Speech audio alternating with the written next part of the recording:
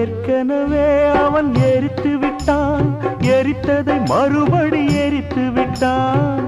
தர்மம் காக்கும் தேவனோ தூங்கி போய்விட்டான். வாழ்க்கை எதுவென்று புரியவில்லை, வாய்விட்டு அழவும் வசதி இல்லை.